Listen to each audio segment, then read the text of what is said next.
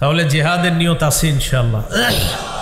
আঘাত লাগতে পারে, নিয়ত আছে ইনশাআল্লাহ।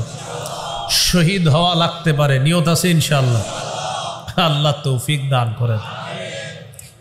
আবু দাউদের বর্ণনা 1449 নম্বর হাদিস, 1449 নম্বর হাদিস।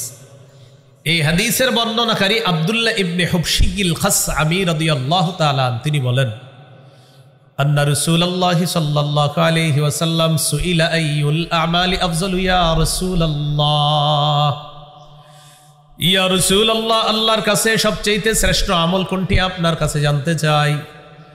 নবীজি বলেন তুলুল কিয়াম, লম্বা সময় নামাজে দাঁড়িয়ে থাকা, এটা হলো শ্রেষ্ঠ আমল। লম্বা সময় নামাজে দাঁড়িয়ে থাকা শ্রেষ্ঠ আমল। এই জন্য জোহরের আগে মসজিদে ঢুইকা যখন দেখবেন এখন নামাজের আছে আর 2 মিনিট, কয় মিনিট, এরপরে অনেকে দেখবেন আল্লাহু আকবার, জামাতের আছে 2 মিনিট, আল্লাহু আকবার বলে উনি 2 মিনিটে প্যাকেজ 4 রাকাত পরে আপনার বুঝাই দিবে আমি বাপের বেটা 2 মিনিট 4 রাকাত পারলে তুমি দেখাও, আপনারা দেখাই দিবে 2 মিনিটে কয় রাকাত, তারা দেখায় 4 রাকাত পড়ার পর আবার তাসবিহও পড়বে, আস্তাগফিরুল্লাহ আস্তাগফিরুল্লাহ আস্তাগফিরুল্লাহ, এগুলা পড়ে আপনারা দেখাই দিবে। তো এরকম করা যাবে না কিন্তু। হ্যাঁ, সুন্নত পড়তে পারেন নাই, বাস ফরজটা পড়েন, পড়ার পর 2 রাকাত সুন্নত পড়বেন, এরপর আগের বকেয়া 4 রাকাত ওই 2 রাকাত সুন্নত পড়ার পর পড়ে নেবেন। এইভাবে আমরা নামাজ সবচেয়ে ধীরস্থির ভাবে পড়ার চেষ্টা করব। আল্লাহ তৌফিক দান করেন। সহিহ বুখারীর বর্ণনা 757 নম্বর হাদিস। এক সাহাবীকে রাসূল সাল্লাল্লাহু আলাইহি সাল্লাম শিখিয়ে দিয়েছেন, 1 রাকাত নামাজ শিখিয়ে দিয়েছেন, দেওয়ার পর বললেন এই 1 রাকাত তোমাকে শিখাইয়া দিলাম, এইভাবে তুমি সব নামাজ পড়বা, তাহলে এটার নাম হবে নামাজ। আল্লাহ তাআলা আমাদেরকে সর্বোচ্চ গুরুত্ব সহকারে ইসলামের শ্রেষ্ঠ বিধান নামাজটা যেন আমরা আদায় করতে পারি, আল্লাহ তৌফিক দান করে। তো নবীজির প্রশ্ন করলেন কোন ইবাদত শ্রেষ্ঠ? নবীজি বললেন তুলুল কিয়াম, লম্বা সময় দাঁড়িয়ে থাকা। দেখেন এটা শীতকাল চলতেছে, রাত্রে একটু তাহাজ্জুদ পড়ার চেষ্টা করবেন ইনশাআল্লাহ। হাদিসের একটা কিতাব আছে সহিহুত তারগীব, এই কিতাবের 630 নম্বর হাদিস। এই হাদিসের মধ্যে আসছে রাজুলুন কামা ফি লাইলাতিন বারিদাতিন মিন ফিরাশিহি ওয়া লিহাফিহি ওয়া দিসারিহি ফাকামা সুম্মা তাওয়াদ্দা সুম্মা কামা ইলাস সালাহ। এক ব্যক্তি প্রচন্ড শীতের রাত, ল্যাব কম্বল বিছানা ছেড়ে উঠছে, ওঠার পর ওযু করছে, করার পর নামাজের মধ্যে দাঁড়িয়েছে। এই ব্যক্তিকে দেখে আল্লাহ তাআলা খুশিতে হাসতে থাকে।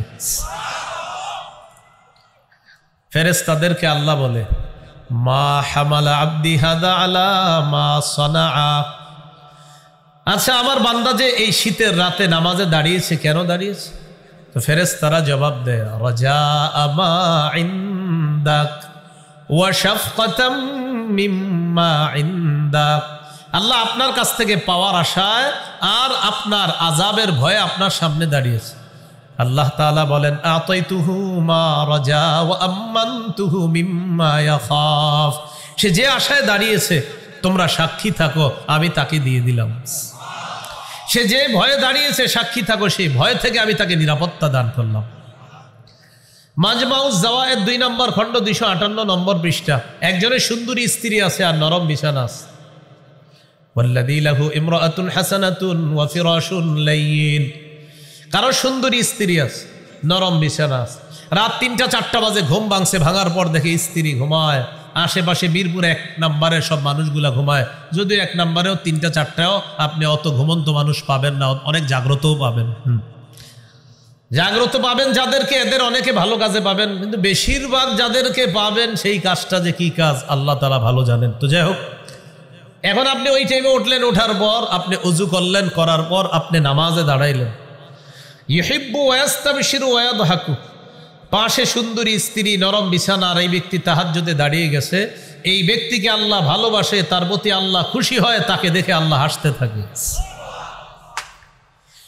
তো সাহাবী প্রশ্ন করলেন হুজুর আল্লাহর কাছে শ্রেষ্ঠ ইবাদত কোনটা? নবী বললেন তুলুল কিয়াম, লম্বা সময় নামাজে দাঁড়িয়ে থাকা।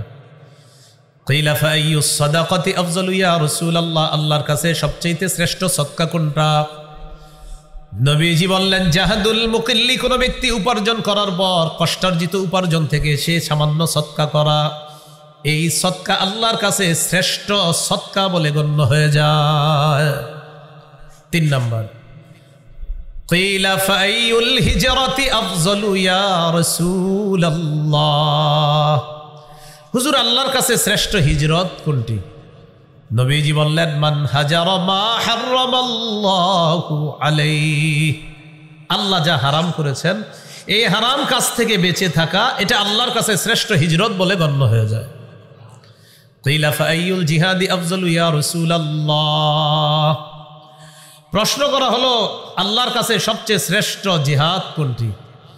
নবীজি বললেন, মান জাহাদাল মুশরিকিনা বিমালিহি ওয়া নাফসি, কোন ব্যক্তি যদি নিজের জান মাল নিয়ে আল্লাহর রাস্তায় মুশরিকদের বিরুদ্ধে লড়াই করে, এই জিহাদ আল্লাহর কাছে শ্রেষ্ঠ জিহাদ বলে গণ্য হয়ে যায়।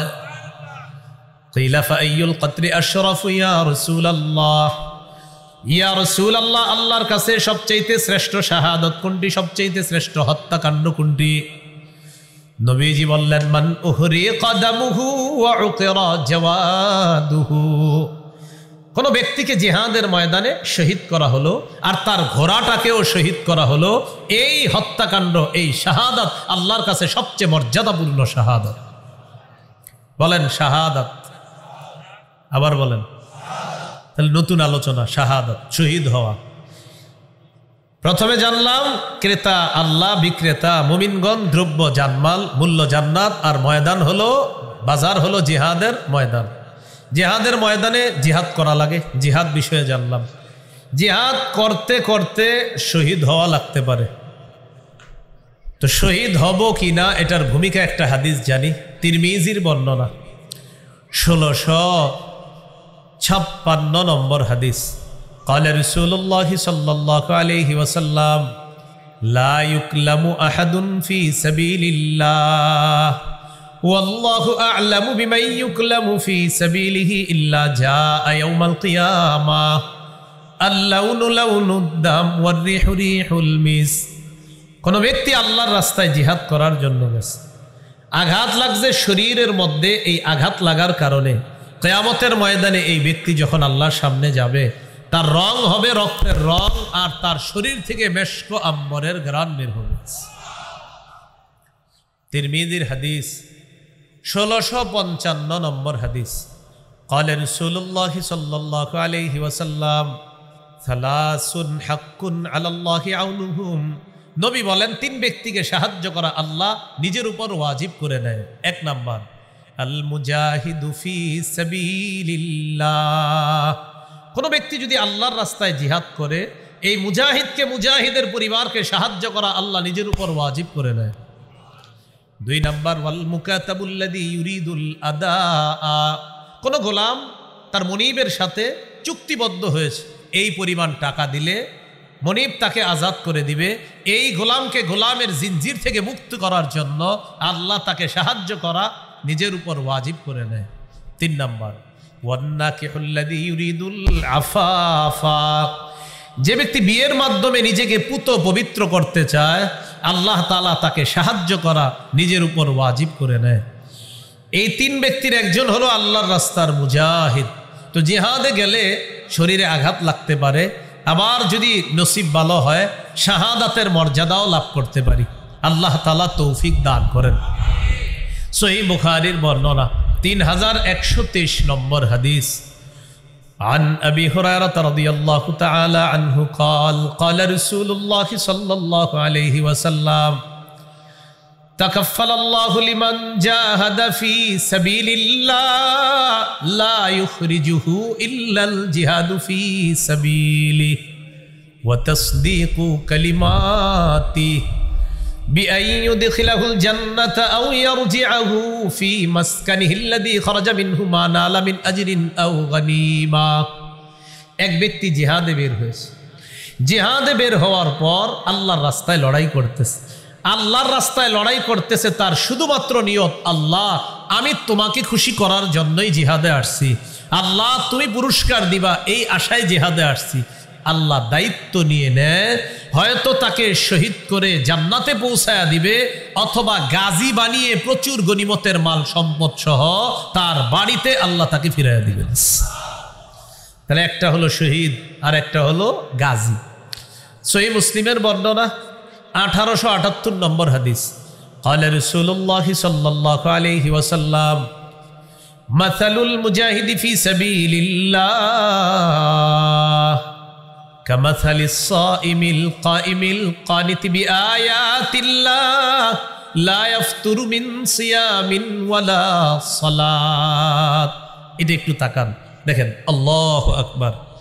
এক ব্যক্তি রোজা রাখছে, নামাজে আছে, তেলাওয়াত করতেছে। আবার বলছি, আমি নামাজে আছি, আমি রোজাদার, আমি নামাজে আছি, আমি তেলাওয়াত করতেছি, আমি ক্লান্ত হই না। নামাজ পড়তেও ক্লান্ত হই না, রোজা রাখতেও আমার ক্লান্তি লাগে না, তেলাওয়াত করতেও আমার ক্লান্তি লাগে না। নবীজি বলেন, ক্লান্তিহীন রোজাদার, ক্লান্তিহীন নামাজ আদায়কারী, ক্লান্তিহীন তেলাওয়াতকারী, এই ব্যক্তির যেমন সওয়াব, মুজাহিদ আল্লাহর রাস্তায় পা রাখার সাথে সাথে হাত্তা ইয়ারজিআল মুজাহিদু ফি সাবিলিল্লাহ, মুজাহিদ আল্লাহর রাস্তায় পা রেখে ফিরে আসার আগ পর্যন্ত তার আমল নামায় ক্লান্তিহীন রোজাদার, ক্লান্তিহীন সালাত আদায়কারী আর তেলাওয়াতরত ব্যক্তির যেই পুরস্কার, আল্লাহ মুজাহিদের আমল নামায় ফিরে আসার আগ পর্যন্ত এই পুরস্কার তার আমল নামায় লিপিবদ্ধ চলতেই থাকে, চলতেই থাকে। তাহলে জিহাদের নিয়ত আছে ইনশাআল্লাহ। আঘাত লাগতে পারে, নিয়ত আছে ইনশাআল্লাহ। শহীদ হওয়া লাগতে পারে, নিয়ত আছে ইনশাআল্লাহ। আল্লাহ তৌফিক দান করেন।